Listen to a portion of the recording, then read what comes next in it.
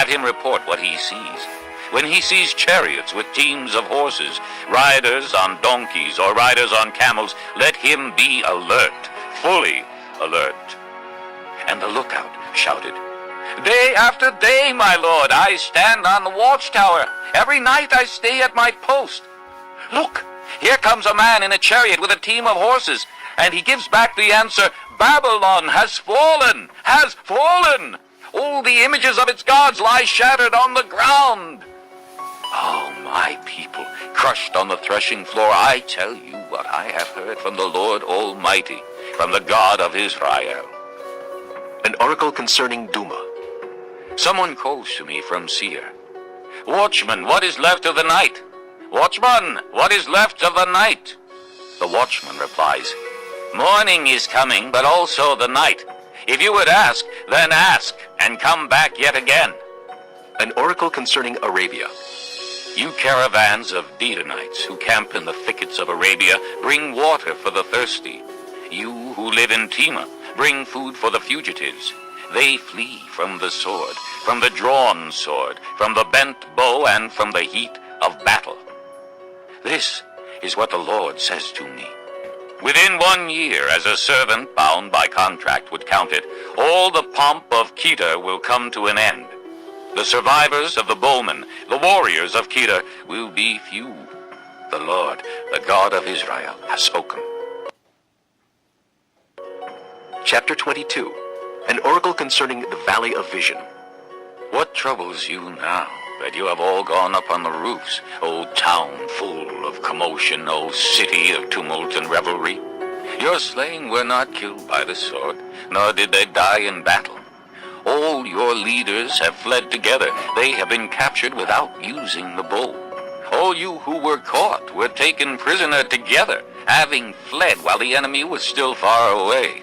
Therefore I said, 'Turn away from me. Let me weep bitterly. Do not try to console me over the destruction of my people.' The Lord Almighty, has a day of tumult and trampling and terror in the Valley of Vision, a day of battering down walls and of crying out to the mountains. Elam takes up the quiver with her charioteers and horses. Kir uncovers the shield. Your choicest valleys are full of chariots, and horsemen are posted at the city gates. The defenses of Judah are stripped away. And you looked in that day to the weapons in the palace of the forest. You saw that the city of David had many breaches in its defenses. You stored up water in the lower pool. You counted the buildings in Jerusalem and tore down houses to strengthen the wall. You built a reservoir between the two walls for the water of the old pool. But you did not look to the one who made it, or have regard for the one who planned it long ago. The Lord Almighty called you on that day to weep and to wail, to tear out your hair and put on sackcloth. But see, there is joy and revelry, slaughtering of cattle and killing of sheep, eating of meat and drinking of wine. Let us eat and drink, you say, for tomorrow we die. The Lord Almighty has revealed this in my hearing. Till your dying day, this sin will not be atoned for, says the Lord Almighty. This is what the Lord Almighty says. Go, say to this steward, to Shebna, who is in charge of the palace, what are you doing here? And who gave you permission to cut out a grave for yourself here, hewing your grave on the height and chiseling your resting place in the rock? Beware, the Lord is about to take firm hold of you and hurl you away, O you mighty man. He will roll you up tightly like a ball and throw you into a large country. There you will die, and there your splendid chariots will remain, you disgrace to your master's house. I will depose you from your office, and you will be ousted from your position. In that day I will summon my servant Eliakim, son of Hilkiah. I will clothe him with your robe, and fasten your sash around him, and hand your authority over to him. He will be a father to those who live in Jerusalem and to the house of Judah. I will place on his shoulder the key to the house of David. What he opens, no one can shut, and what he shuts, no one can open. I will drive him like a peg into a firm place. He will be a seat of honor for the house of his father. All the glory of his family will hang on him, its offspring and offshoots, all its lesser vessels, from the bowls to all the jars. In that day, declares the Lord Almighty, the peg driven into the firm place will give way. It will be sheared off and will fall, and the load hanging on it will be cut down. The Lord has spoken. Chapter 23. An oracle concerning Tyre. Wail, O ships of Tarshish, for Tyre is destroyed and left without house or harbor. From the land of Cyprus word has come to them. Be silent, you people of the island, and you merchants of Sidon, whom the seafarers have enriched. On the great waters came the grain of the Shihor. The harvest of the Nile was the revenue of Tyre, and she became the marketplace of the nations. Be ashamed, O Sidon, and you, O fortress of the sea, for the sea has spoken. I have neither been in labor nor given birth. I have neither reared sons nor brought up daughters. When word comes to Egypt, they will be in anguish at the report from Tyre. Cross over to Tarshish. Wail, you people of the island. Is this your city of revelry, the old city whose feet have taken her to settle in far-off lands? Who planned this against Tyre, the bestower of crowns, whose merchants are princes, whose traders are renowned in the earth? The Lord Almighty planned it, to bring low the pride of all glory, and to humble all who are renowned on the earth. Till your land as along the Nile, O daughter of Tarshish, for you no longer have a harbor. The Lord has stretched out his hand over the sea and made its kingdoms tremble. He has given an order concerning Phoenicia, that her fortresses be destroyed. He said, No more of your reveling, O virgin daughter of Sidon, now crushed. Up, cross over to Cyprus. Even there you will find no rest. Look at the land of the Babylonians, this people that is now of no account. The Assyrians have made it a place for desert creatures. They raised up their siege towers. They stripped its fortresses bare and turned it into a ruin.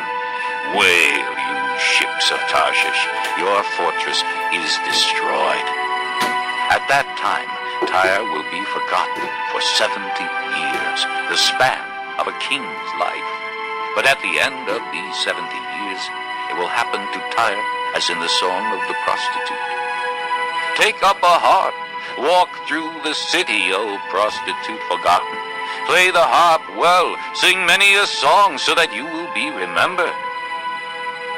At the end of 70 years, the Lord will deal with Tyre. She will return to her hire as a prostitute, and will ply her trade with all the kingdoms on the face of the earth. Yet her profit and her earnings will be set apart for the Lord. They will not be stored up or hoarded. Her profits will go to those who live before the Lord for abundant food and fine clothes.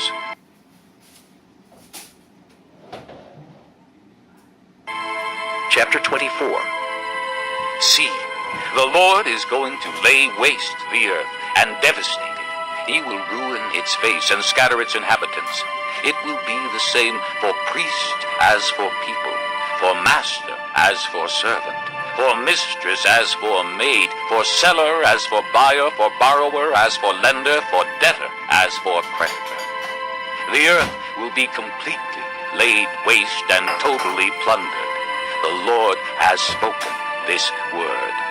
The earth dries up and withers. The world languishes and withers. The exalted of the earth languish. The earth is defiled by its people. They have disobeyed the laws, violated the statutes, and broken the everlasting covenant. Therefore a curse consumes the earth. Its people must bear their guilt. Therefore earth's inhabitants are burned up, and very few are left. The new wine dries up and the vine withers. Oh, the merrymakers groan. The gaiety of the tambourines is stilled. The noise of the revelers has stopped. The joyful harp is silent. No longer do they drink wine with a song. The beer is bitter to its drinkers. The ruined city lies desolate. The entrance to every house is barred. In the streets they cry out for wine. All joy turns to gloom. All gaiety is banished from the earth. The city is left in ruins. Its gate is battered to pieces. So will it be on the earth and among the nations, as when an olive tree is beaten, or as when gleanings are left after the grape harvest. They raise their voices, they shout for joy. From the west they acclaim the Lord's majesty. Therefore in the east give glory to the Lord. Exalt the name of the Lord, the God of Israel, in the islands of the sea. From the ends of the earth we hear singing, glory to the righteous one. But I said, I waste away. I waste away. Woe to me, the treacherous betray. With treachery, the treacherous betray. Terror and pit and snare await you, O people of the earth. Whoever flees at the sound of terror will fall into a pit. Whoever climbs out of the pit will be caught in a snare. The floodgates of the heavens are opened. The foundations of the earth shake. The earth is broken up. The earth is split asunder. The earth is thoroughly shaken. The earth reels like a drunkard. It sways like a hut in the wind. So heavy upon it is the guilt of its rebellion that it falls, never to rise again. In that day, the Lord will punish the powers in the heavens above and the kings on the earth below. They will be herded together like prisoners bound in a dungeon. They will be shut up in prison and be punished after many days. The moon will be abashed, the sun ashamed, for the Lord Almighty will reign on Mount Zion and in Jerusalem, and before its elders gloriously. Chapter 25. O Lord, you are my God.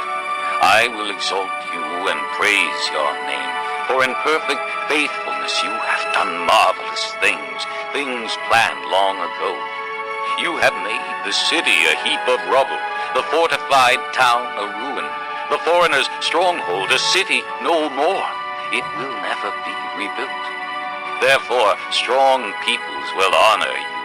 Cities of ruthless nations will revere you. You have been a refuge for the poor, a refuge for the needy in his distress, a shelter from the storm and a shade from the heat.